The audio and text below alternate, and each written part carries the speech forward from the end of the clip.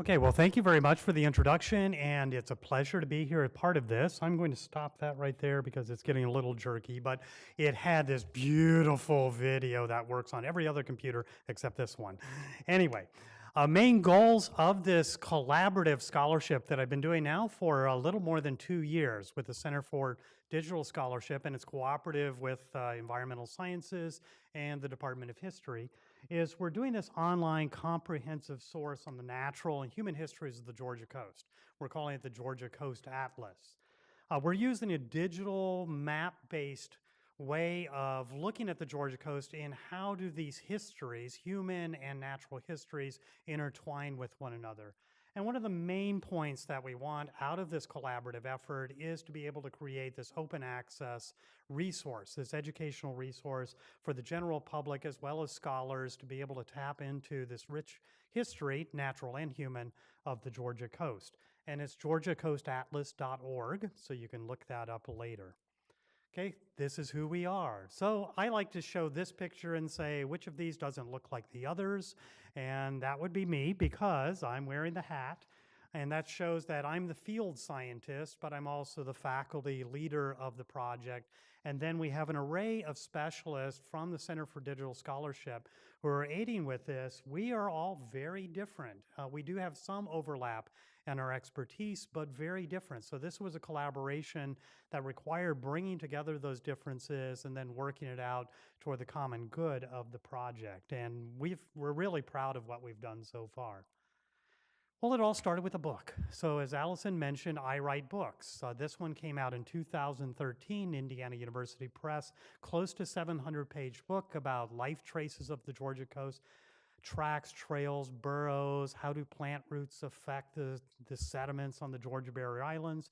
So then what happened was Allison then had me connect with Steve Bransford in the Center for Digital Scholarship on doing a possible project. And Steve had always wanted to do something associated with the Georgia coast because he had connections there.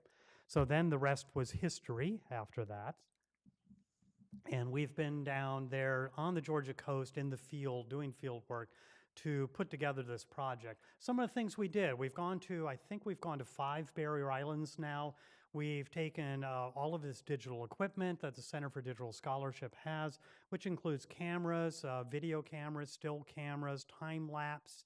We've also used drones for this that sometimes have stayed in the air during the entire duration of the, sorry, it's bad for anybody who's a drone pilot, they cringe just then, okay? But we also do virtual reality. We have gigapixels where you can pan in, zoom out, and scan across a landscape, for instance.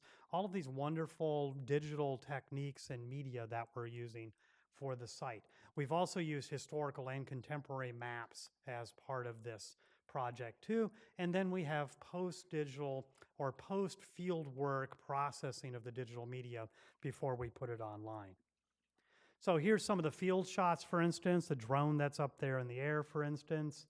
Here, this is on St. Catherine's Island. This is on Wausau Island, giving you a taste of some of the field work we do. This is probably familiar to Cassie for sure.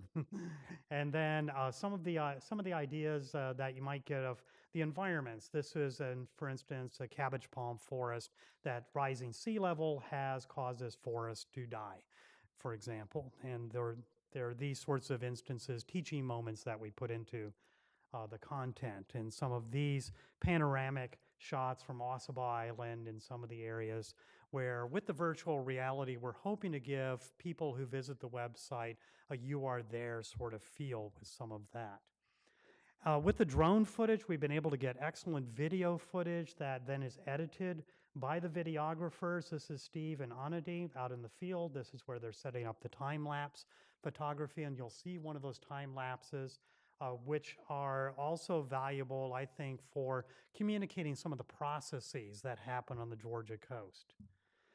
The result we get out of this are these digital maps where we have the icons on there. You click on the icons and it brings up the digital media. So it is interactive in that the digital media, then the user can then use those for learning about these places. And of some of these, we have 360 panoramas, which are pretty awesome, I have to say. And then we have these audio annotations that are also in there where if you click on it, there will be a little audio file of me explaining what that particular environment might be.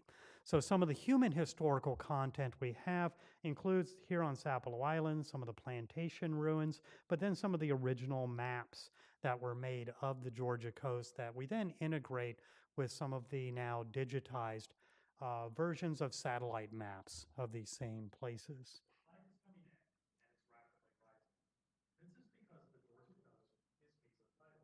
So this is an example then of one of the edited videos, the time lapse, in which we teach about the processes, and I do a voiceover for that. What's going to happen with global climate change and sea level rise is that this mesotidal zone will eventually move toward the forest and include more trees. We have another time lapse that really should get NEA funding.